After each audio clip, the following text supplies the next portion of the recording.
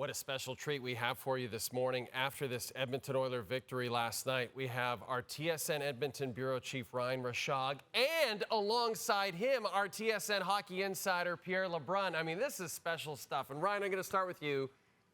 We just talked about the Oilers, 9 power play goals in this series. The Kings, 0 power play goals in this series. The Oilers perfect on the penalty kill, just complete special teams dominance by this Oilers team. But is there one of those stats that stands out to you more than the other? I'd bump it up to 11, Jay, because really they had a couple more power play goals tonight. Goals that went in right at the end of power plays that would register as even strength goals. I think any time one of your special teams is perfect, that's definitely notable. That takes the cake. The Oilers' penalty kill was a massive swing in this series. Their attention to detail, the goaltending they got, complete buy-in. So I think that's probably the more impressive of the two. But man, that power play, Pierre, when you need a goal and you throw those guys out there, they're able to just go get it done. It's almost automatic at times. It's kind of silly at times. Well, and let it be noted that the LA Kings have the second-ranked PK in the National Hockey League entering these playoffs. Yeah.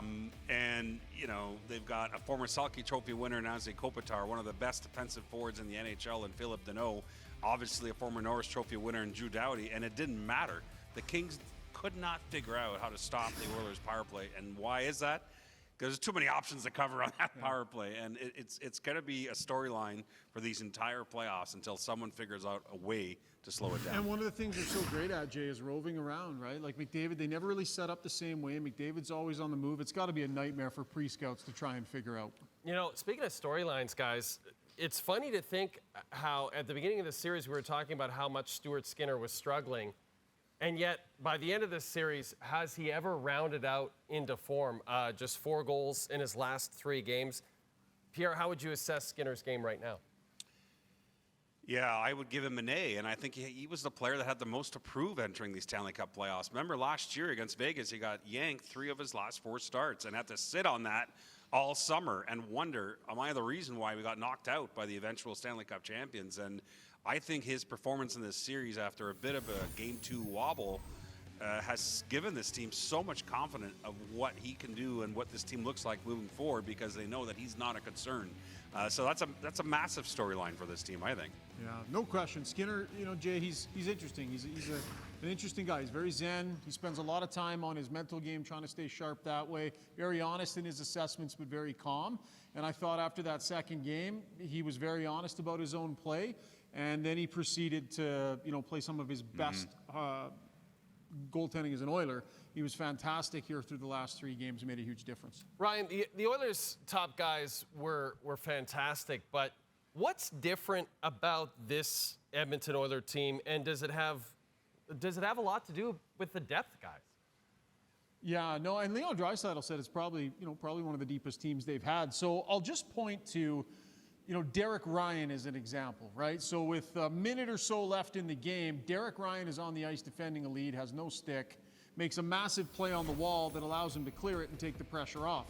Derek Ryan was not in the lineup early on in this series, so you got a guy coming out of the press box into the last minute of play in a critical game. The depth that they have on this team, Pierre, it's at a different level. The quality of players sitting up in the press box. You got 5th and 6th defensemen that are playing in the last minute of periods and in the last minute of games. This is a different quality start to finish through this lineup. It's the deepest team they've had during this regime. There's no question about it. I mean, when you got guys like Connor Brown and Sam Carrick, who was part of a big trade for the Oilers before the trade deadline, sitting in the press box for a series-clinching game, it tells you that they have options. And they're going to need them, because at some point there will be lineup adjustments in this playoff run. There's unfortunately probably going to be injuries.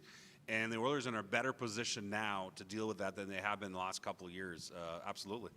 Pierre, it was an all-around dominant performance for this Oilers team, but is there an area that you have seen that you feel the Oilers need to work on as they get set for round 2? Yeah, and I'll give the Kings credit, but 5-on-5, the Oilers have another level to go if they're going to go as deep as they want to go. That was not their A version, I think.